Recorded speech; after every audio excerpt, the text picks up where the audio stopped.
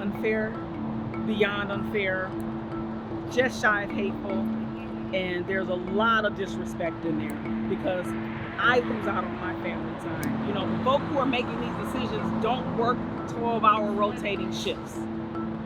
They don't. I do. We do. I go to the doctor every 6 months, and my doctor tells me as soon as you can get off that schedule, get off that schedule. It is not good for the health. For the first time in 3 decades, Teamsters at the Marathon Petroleum refinery in Detroit are on strike. Nearly 300 workers have taken to the picket line after months of stonewalling by the oil giant.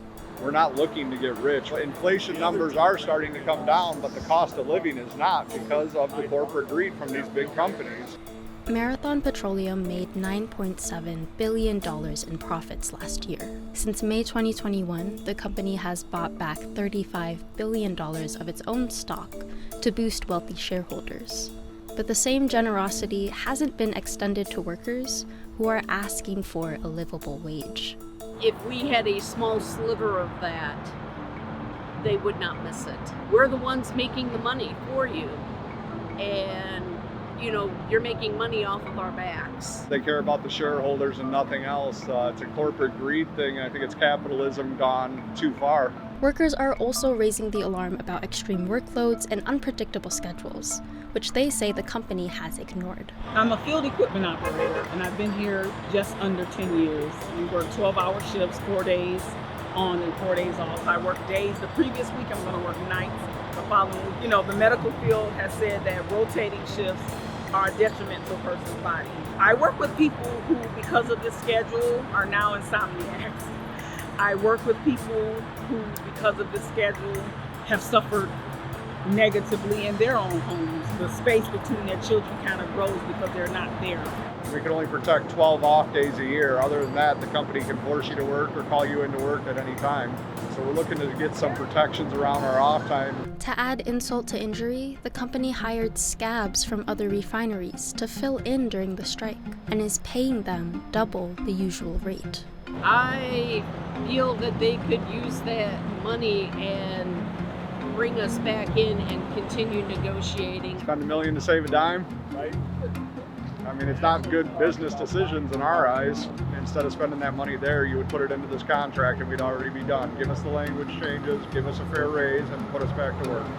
Not to mention, every refinery has its own complex equipment and procedures. Using workers who aren't trained and aren't familiar with the facility raises the risks of malfunctions and catastrophic accidents.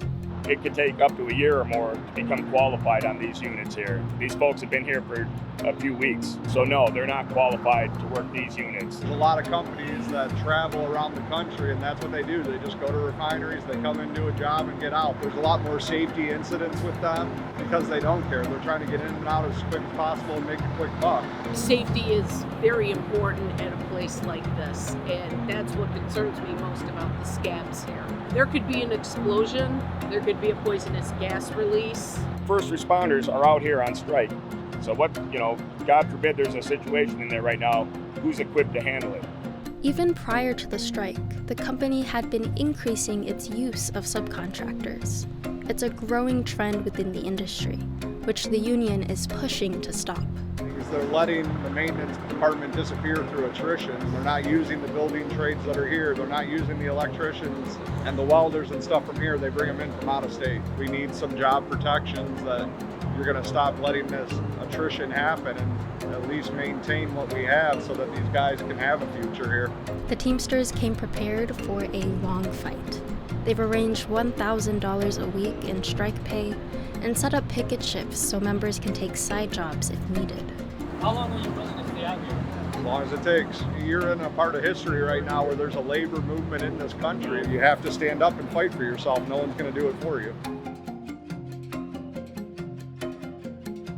Thank you so much for watching our video. If you'd like to see more stories like this one, be sure to like and subscribe to the channel to get more Perfect Union in your feed.